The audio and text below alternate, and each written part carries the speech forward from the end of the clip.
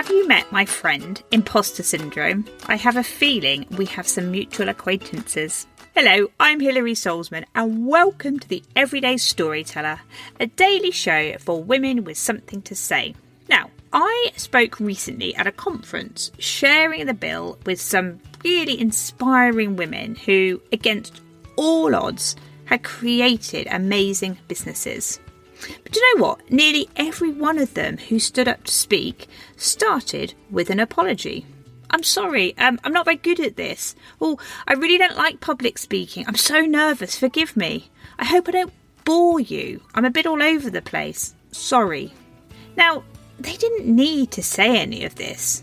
They were brilliant women doing incredible things. I didn't care they weren't natural public speakers. This isn't why they were asked to talk. It really bugged me that rather than shouting about how brilliant they were and sharing their experiences, they'd let imposter syndrome get the better of them. Or had they? In a room of almost 200 women, you can bet your bottom dollar every single one of them would have felt that same nagging feeling of self-doubt as the speakers did. The voice in their head telling them they weren't good enough. Was today the day they would be caught out? So, by standing up and admitting their fears, rather than showing weakness, were they in fact using empathy to connect with their audience and bring them into their world? Just like any good storyteller would? Whichever way you look at it, imposter syndrome is real and probably isn't ever going to go away completely. But there are a couple of things you can do, as is so important when it comes to being a better storyteller. One, you can create a new inner voice that's capable of talking that little bit louder than our pesky imposter voice.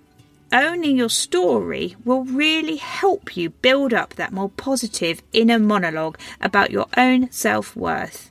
And two, if you're speaking in public, an event, a networking group, a team meeting, and you feel imposter syndrome creeping into the shadows, do what the ladies at the conference did. Call it out. Don't apologise for it, but be honest.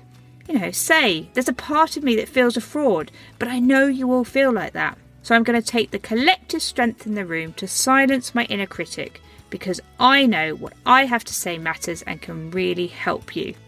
Imagine how different you'd feel saying that. Thanks for listening.